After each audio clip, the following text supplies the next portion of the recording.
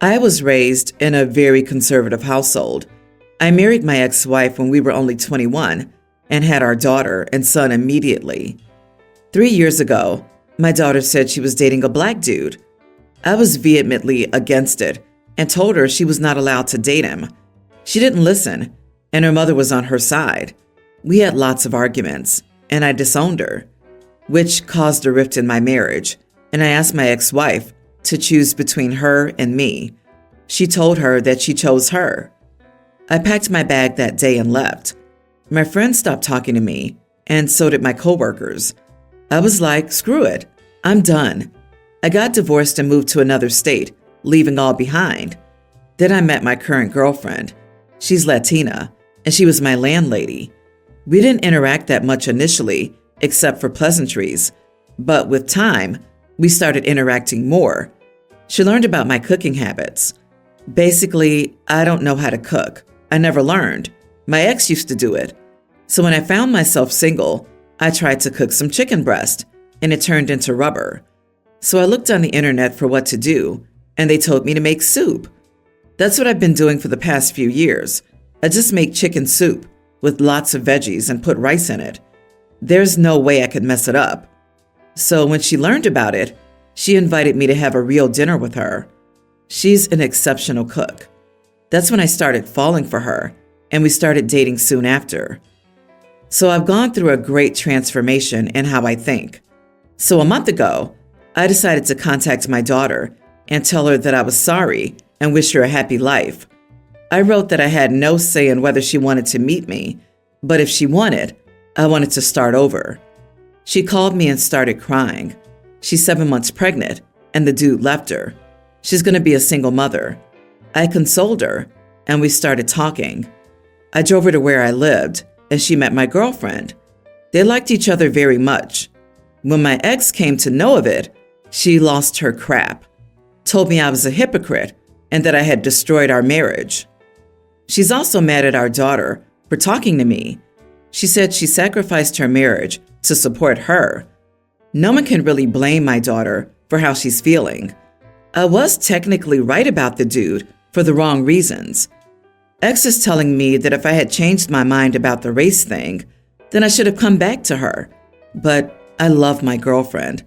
I don't think I'm wrong here. Yes, you were completely the idiot. Let's recap. You destroyed your relationship with your daughter over racism, and then have a BS ultimatum to your wife of having to choose between her daughter or her husband.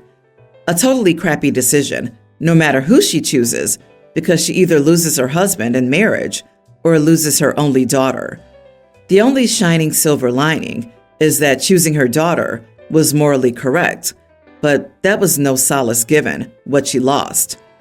Following that, you leave and move to another state where a girl just cooks you a meal, and boom. Do you see the error of your ways? Like, couldn't you have done that with literally anyone else? Did everyone abandoning you not register as maybe I'm the bad guy? Nope, it took a brown woman serving you to figure out you're a total idiot. You may have been right about the guy your daughter dated being crap, but you're no better. Do better, OP. That poor woman, the ex will never forgive him or get over it. And she's probably going to hold it against the daughter, too. She said to OP if he changed his mind about race, he should come back to her. So she's not over OP. If she thinks he should return to her because of this, to see him doing the very thing that destroyed their marriage has to be like a knife to the heart, even if she didn't care, and clearly she still does. I think the ex-wife is a lost cause. I hope she doesn't poison the daughter against him. Well, you can't go back, but you need to apologize with every step you take for a long, long time, because your behavior caused turmoil in 3 lives. I hope you understand that you did something bad, and now there's a problem. There's no who's right or who's wrong here. Be there for your daughter and her child, support them, and book an appointment with a therapist. I'm telling you, it will definitely help. Also, you should give an apology to your ex and tell her that it's in the past, and be humble. When I, 26 female, was 7, I lost my dad. My mom remarried when I was 9. My stepsister, 29, was 12 at the time.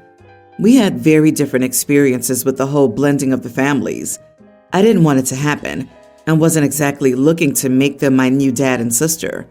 They never really became that, but I've accepted that they are family. With my stepsister, her mom chose not to be in her life, and she always longed for a family, where she had a mom and maybe some siblings. It made us all living together uncomfortable, with her and me wanting very different things, and her dad and my mom were unhappy with how I felt about us becoming a real family, as they would put it. We're all okay now, not so close, but no hate or animosity there anymore. At least it was well hidden until this. So my stepsister married when she was 20 and had her son then too. She lost her husband 2 years ago. Her son is now a tween. My stepsister has met a man, a widower, and he has 2 kids under 3. They're trying to get to the point where they move in together, but her son is not really blending with them, which is how she said it. He's not unkind or rude, but he's not making an effort, is how she views it. And he said that he doesn't want to be part of the new family she wants. They decided to go away for the weekend together to see if that would be a good experience and whether it would help them bond.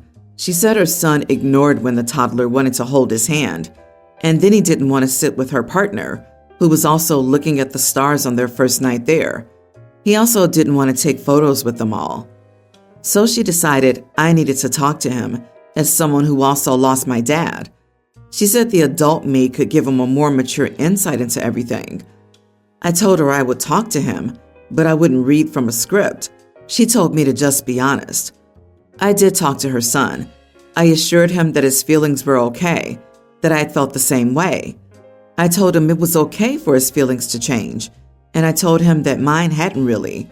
They had just softened so I could like them as people, even if they weren't my dad and sister. He liked hearing that, and he said he did believe that would be how he'd feel, and I assured him it was okay. He was honest about how he just didn't feel the way his mom wanted to, and I related with him with that. My stepsister didn't like that at all, and a couple of days later, she called to curse me out and said I didn't help her like I said I would. She told me her son was now more sure than ever that he didn't want to try and be a family with them. And she told me I was so selfish to ruin her life the way I had ruined my mom's. I told her my concern was with her son and how he was doing. She told me to go screw myself. Am I the idiot? Not the idiot. Honestly, I don't think your stepsister's an idiot either, and I feel for everything she's gone through. Still, in this situation, it sounds like you're giving your son what he needs by validating his feelings, honestly. Lying to him wouldn't have served him well. Good job. Your stepsister also didn't lose a parent. Even if her mom chose not to be in her life, she was still alive, which is a trauma of a different color. Please be there for your nephew and suggest family counseling. They probably want to move quickly so the little kids bond with your sister, and bam, new mom. I also lost my dad.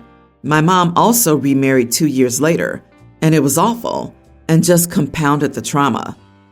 I disagree. OP has some unresolved issues relating to blending the family and the changes it brought. Also, it doesn't sound like OP gave the son any advice, which seems like what the stepsister wanted. Affirming someone's feelings is good and helpful, but is that really helping them through a situation if it comes without offering guidance on how to move forward or delving into why the kid feels like this? You are the idiot. Sure, OP, tell your truth. It is your truth right now.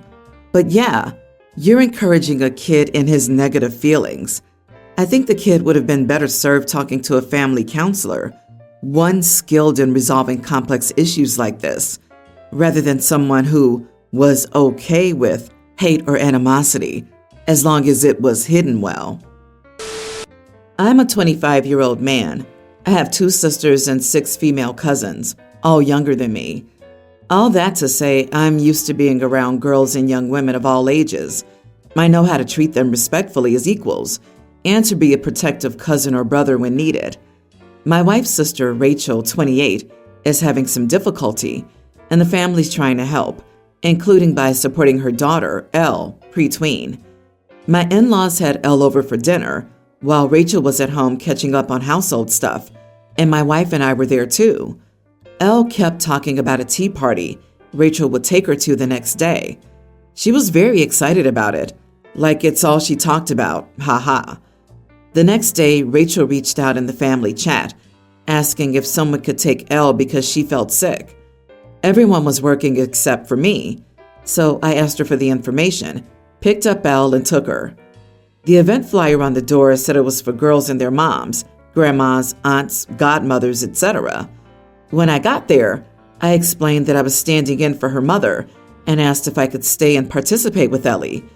They said yes, but I know I was side-eyed the whole time. Whatever. I was there so Elle could have fun. We drank tea, colored pictures, and did a few other activities. At the end, each girl got to take a picture with their adult person, which was supposed to be posted on their social media later.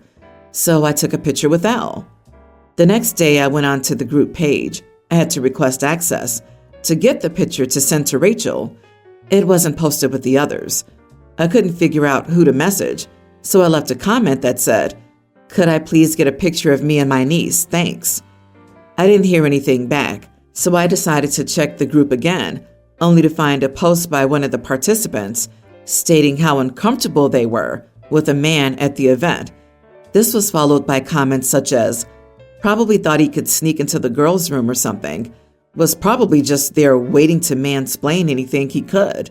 The one that made me so mad I could only laugh was, "Typical, to insert a man where he wasn't invited." Other comments expressed anger that I wasn't asked to leave, with one person even saying, "The police should have been called." The thread was eventually locked and deleted.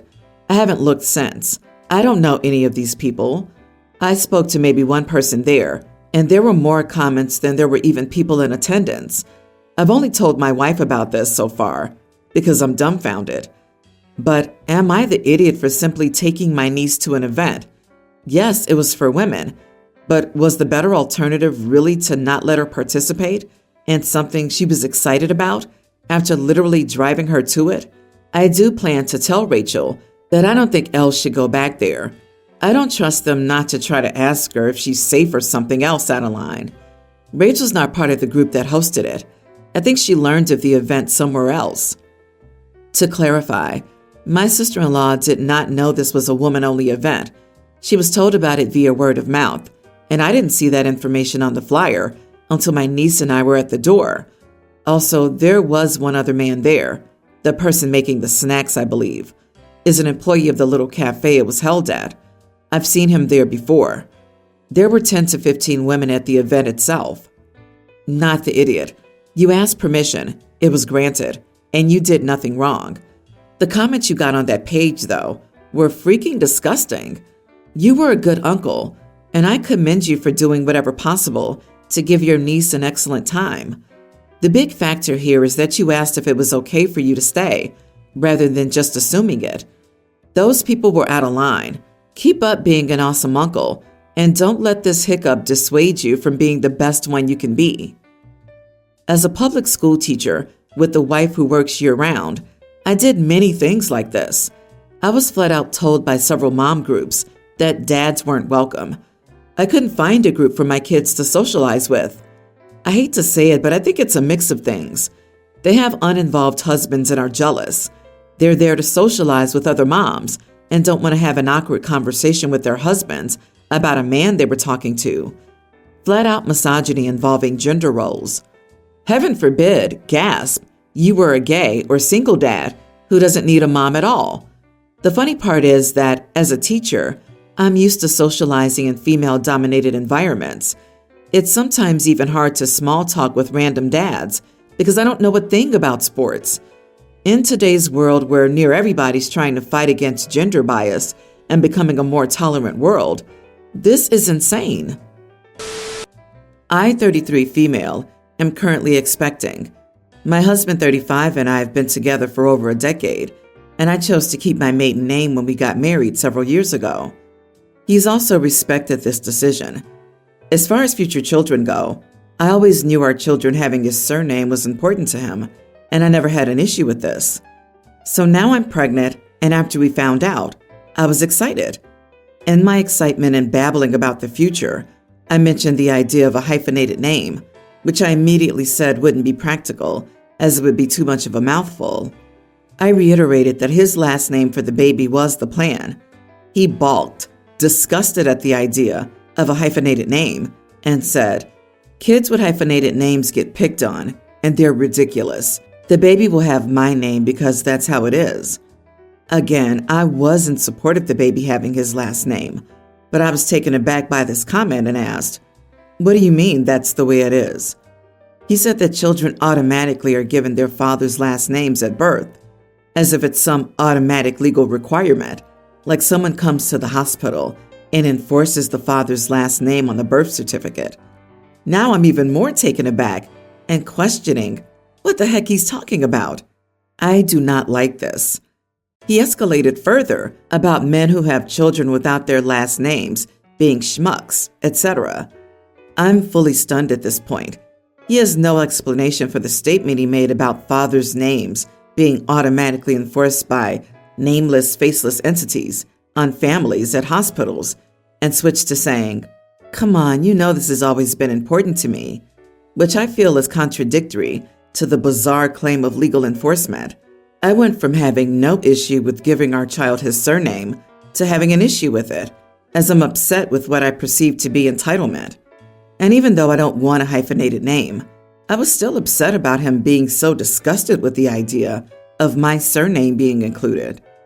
This conversation changed the whole tone of this for me. It went from being something I had no problem doing because I knew it was important to him, to being very turned off by these recently discovered beliefs. I have addressed it twice since this initially occurred, telling him it's very off-putting and upsetting for me. He just blows up and demands to know what last name the baby will have. I know I'm hormonal and not quite myself lately, so I want to know other people's take. Am I the idiot for having such an issue with this? Not the idiot. This is a problem of toxic masculinity, not your hormones. It's one thing to decide between the two of you, though honestly, the difficulties of hyphenated last names are largely overblown by people who just don't want to hyphenate. It's another thing to be asked to sign off on patriarchal nonsense, and it's worth asking what else he's going to insist on because, in his mind, it's just how things are. The fact that he's repeatedly blowing up about it, rather than taking a step back to talk calmly about his views and expects you to just roll with it, that's more than cause to be upset. Not gonna tell you to leave him, but do keep an eye on this stuff. If he's taking his cues from unexamined gender stereotypes, you may see some parenting behavior that's potentially problematic, even if you find him a mostly reasonable partner. He's enforcing a gender hierarchy that has no place in today's world. And even worse, he claims, that's how it is, and that's how it works, as if that hierarchy isn't man-made but natural law, such as the tides coming and going. I'm laughing imagining what this man thinks the birth certificate process is like in the hospital. Like, does he think a nurse reviews it and puts some big red X on it to let the government know to follow up, asking why his last name wasn't used for the child? Yeah, there's a red flag waving wildly there. Now that she's pregnant and can't just leave, not saying he's abusive, but red flags only showing after a woman is trapped is one of the things abusive men do. It's not about the name, but the weird attitude that came out. Your husband has revealed some unsettling true colors. Will he pass those views on to your child? I would be upset if I were you and rethinking the relationship entirely.